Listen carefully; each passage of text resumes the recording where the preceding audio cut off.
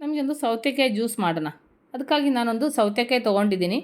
ನಿಮ್ಗೆ ಬೇಕಾದರೆ ಸಿಪ್ಪೆ ತೆಗೆದುಬಿಟ್ಟು ಜ್ಯೂಸ್ ಮಾಡ್ಕೋಬೋದು, ಇಲ್ಲಾಂದರೆ ಹೀಗೆ ಮಾಡ್ಕೋಬೋದು ಆಯಿತಾ. ಮೊದಲು ಏನು ಮಾಡಬೇಕಂದ್ರೆ ಈ ಥರ ಕಟ್ ಮಾಡಿಬಿಟ್ಟು ಅದ್ರ ಸ್ವಲ್ಪ ಕರ ಇರ್ತಲ್ಲ ಅದು ತೆಗಿಬೇಕು, ಇಲ್ಲಾಂದರೆ ಸ್ವಲ್ಪ ಜ್ಯೂಸ್ ಕಹಿ ಬರ್ತದೆ. ನಾನು ಯಾವಾಗಲೂ ಮಾಡೋ ಟೈಮಲ್ಲಿ ಈ ಥರ ಮಾಡ್ತೀನಿ. ಈ ಥರ ಮಾಡೋ ಟೈಮಲ್ಲಿ ಅದರದ್ದು ಕರ ಎಲ್ಲ ಬಂದುಬಿಡ್ತದೆ. ಅದಕ್ಕೆ ಈ ಥರ ನೀಟಾಗಿ ಮಾಡ್ಕೋಬೇಕು. ಎರಡು ಸೈಡು ಇದೇ ಥರ ಕಟ್ ಮಾಡಿಬಿಟ್ಟು ನಾನು ತೋರಿಸ್ತಾ ಇರೋ ಥರ ಈ ಥರ ಮಾಡ್ಕೋಬೇಕು. ಈ ಥರ ಮಾಡಿದ ನಂತರ ಏನು ಮಾಡಬೇಕಂದ್ರೆ ಇದು ಚೆನ್ನಾಗಿ ತೊಳ್ಕೊಬೇಕು. ತೊಳೆದಾದ್ಮೇಲೆ ಒಂದು ಸಣ್ಣದು ಪೀಸಾಗಿ ಕಟ್ ಮಾಡಿಬಿಟ್ಟು ಮಿಕ್ಸಿ ಜಾರ್ ಒಳಗಡೆ ಹಾಕ್ಕೋಬೇಕು. ನಾನೀಗ 1 ಗ್ಲಾಸಷ್ಟು ಜ್ಯೂಸಿಗೆ ನಾನು ಸೌತೆಕಾಯಿ ತೊಗೊಳ್ತಿರೋದು ಒಂದು ಅರ್ಧ ಪೀಸಷ್ಟು ತೊಗೊಳ್ತೀನಿ. ಇದ್ರದ್ದು ಬೀಜ ಸಣ್ಣದಿರೋದ್ರಿಂದ ನಾನು ಬೀಜ ತೆಗಿತಾ ಇಲ್ಲ. ಬೀಜ ಸ್ವಲ್ಪ ಬೆಳೆದ್ಬಿಟ್ಟೈತೆ ಅಂದರೆ ಬೀಜ ರಿಮೂವ್ ಮಾಡಬೇಕು. ಇದೇನು ಬೀಜ ಏನು ತೆಗಿಯಲ್ಲ ನಾನು, ಹಾಗೆ ನಾನು ಜ್ಯೂಸ್ ಮಾಡೋದಾಯ್ತಾ. ಅವು ನಾನು ಒಂದು ಕಪ್ಪಷ್ಟು ಜ್ಯೂಸಿಗೆ ನಾನೊಂದು ಅರ್ಧ ಅಷ್ಟು ಸೌತೆಕಾಯಿ ಕಟ್ ಮಾಡ್ಕೊಳ್ತೀನಿ.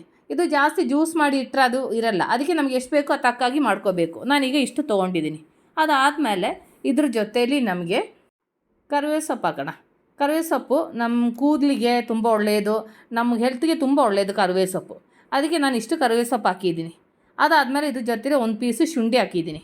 ಅದಾದಮೇಲೆ ಇದರಲ್ಲಿ ಸ್ವಲ್ಪ ನೀರು ಹಾಕ್ಕೊಳ್ಳೋಣ. ಜ್ಯೂಸಿಗೆ ಎಷ್ಟು ನೀರು ಬೇಕೋ ತಕ್ಕಾಗಿ ಹಾಕ್ಕೋಬೇಕು. ಇನ್ನು ಚೆನ್ನಾಗಿ ರುಬ್ಕೊಂಬರೋಣ.